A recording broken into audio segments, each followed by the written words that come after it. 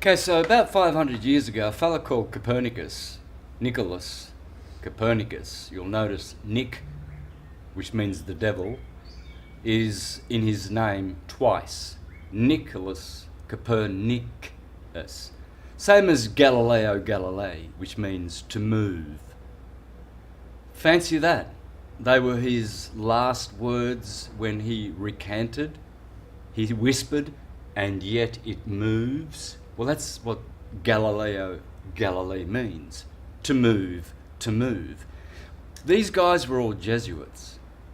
The Jesuits began their New World Order with their new model of the globe, because the old world order, according to the Egyptians, the Mayans and everybody else, including the Australian Aboriginals, had a stationary horizontal plane. Yes, your ancestors, or you globies, your ancestors 500 years ago knew the truth. And were they stupid? I don't think so. Have a look at some of the cathedrals getting around that are about 2,000 years old. Have a look at the pyramids. We can't replicate them today. If they knew how to do that, they knew what the earth was. Copernicus came along, the Jesuit, I'm going to show you that right now, and changed it. That's why we have something called the Copernican Revolution. Please go to Wikipedia and put in the Copernican Revolution, because all of you astrologers who think the moon is a rock and that practice heliocentric astrology, Satanists and liars, when all your astrological programs, they're all geocentric. Why are they geocentric? Why is astrology all geocentric? That's the default setting on all the applications and websites. So I'm calling out all you global astrologers as well. You're liars, you're Satanists, you're false prophets. So check out Copernican Revolution. These people are involved in a revolution. It's called the New World Order, based on the globe, the false idol, which generates all these ideologies: globalism, global community, global lockdowns, global religion, global governance, global finance, global warming. When there is no globe? Oh, well, yes, there is. There's on your kindergarten teacher's desk. That's where you'll find the globe. Yeah. And what to say on the bottom of the sticker? Not for educational purpose. Exactly, and on the bottom it will tell you not for educational purposes, which means if you're a dunce enough to think that you live on this space ball, Santa ball, the Santa ball, well then you're an idiot, and that's education. Mark Twain said, I spent years educating myself and years unbrainwashing myself. Yeah. So here's the history of Copernicus, friends. Please go to Wikipedia and put in the words Pope Paul III, and you'll find that his name was Alessandro Farnese. Would that be one of the richest elite black nobility Venetian families of history who came from Persia to Rome?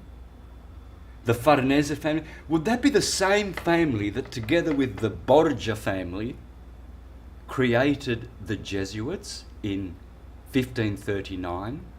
And then Copernicus posthumously, after he died, Copernicus, the supposed historical Copernicus, released the book on revolutions in 1542. So what was going on in that decade? Well, it's interesting. They convened Pope Paul, the Farnese, who is the great-grandfather of Fidel Castro. Castro is of the Farnese family. They own a lot of land. Trust me. A lot of the USA belongs to the Farnese family. These guys were the globalists, because already people had been going across the Atlantic. They knew the earth was, the sea was level. They knew that it was a stationary earth. So they had to make a container of all the known lands that they controlled. And so they got their Jesuit boy Copernicus to create a theory. which it still is. It's called the Copernican theory, and he said it's a hypothesis. It's not to be taken as absolute truth. It's only useful to describe certain phenomena. Thank you, Copernicus. Those were his words. Here it says, when you look up Pope Paul III, in the third paragraph you'll read this. Paul III was significant patron of saint artists, including Michelangelo, and it is to him that Nicholas Copernicus dedicated his heliocentric treatise. Well, that's interesting, isn't it? Then the Jesuits started. Then 2 years later, they convened the Council of Trent. The Council of Trent lasted 18 years. Now, there have been 21 councils in the 2,000-year history of the Catholic Church. 21 councils. In 1545 to 1563, 18 years, the Jesuits and the Copernican model, they gathered in Trent, the Council of Trent, for 18 years. All the other 20 councils only lasted 1 year, 2 years, 3 years, 4 years, and one, the longest one was 5 years. In these 18 years, they called that council the Council of the Counter-Reformation. Because you see, there was two guys getting around that didn't like the Copernican globe theory. And they were called Martin Luther and John Calvin. Let's see what they had to say, shall we?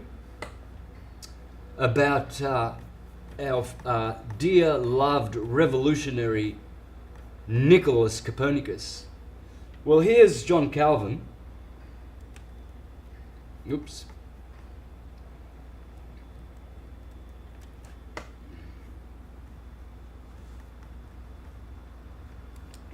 me get this smudge off here so I can read.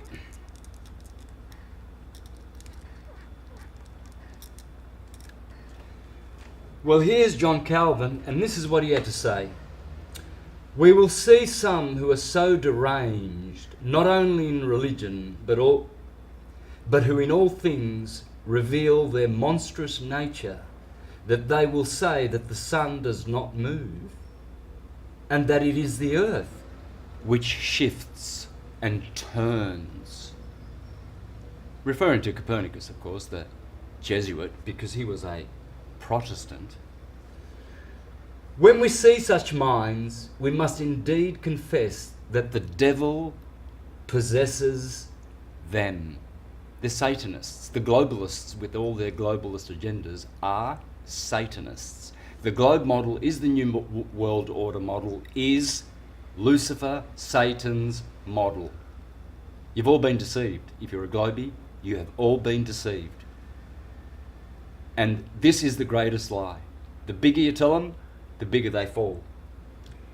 He went on to say, and that God sets them before us as mirrors in order to keep us in his fear.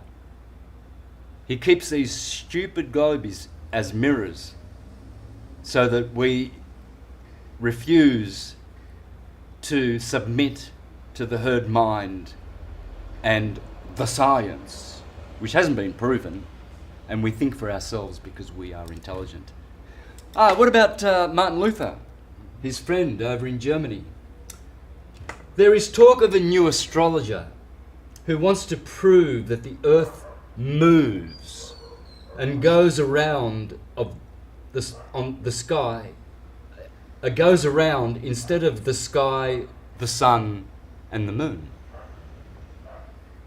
Just as if somebody were moving in a carriage or ship might hold that he was standing still and at rest while the earth and the trees walked and moved.